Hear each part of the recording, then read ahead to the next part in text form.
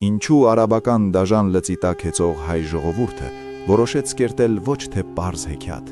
այլ ինքնահամախմբման և ինքնազատագրման հզոր գաղափարախոսությունը։ Պատմական աղբյուրներն ու գիտական ուսումնասիրությունները վկայում են, որ Սասունցի Դավիթ էպոսը ամուր կանգնած է ազգային ազատագրական պայքարի հողի վրա։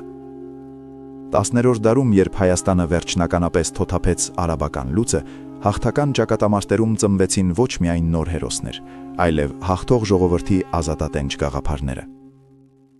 Այն զուտ գեղարվեստական ու առասպելական մտածողության արգասիկ չէ,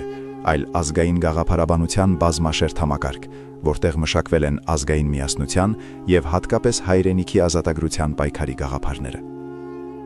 Ժողովուրդը զուտ երկրային արքաներին վերագրեց դյուցազնական ու առասպելական գզեր, նրանց վերածելով ազգային ազատագրական անսասան պայքարի անխոնջ գաղափարագիրների։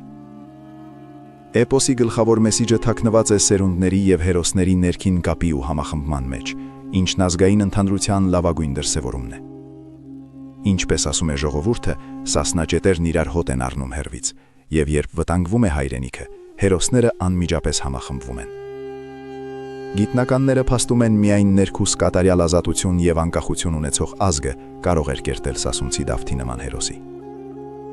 Էպոսը միաժամանակ քարոզում է ինքնազատագրում, վերածվելով ազատագրական պայքարի կուռ գաղափարախոսության, որը սովորեցնում է հաղթել ապավինելով միայն սեփական ուժերին։ Անպայման տարածեք այս տեսանյութը և գրեք մեկնաբանությունում, արդյոք մենք այսօր կարողանում ենք համախմբվել ճգնաժամային պահերին։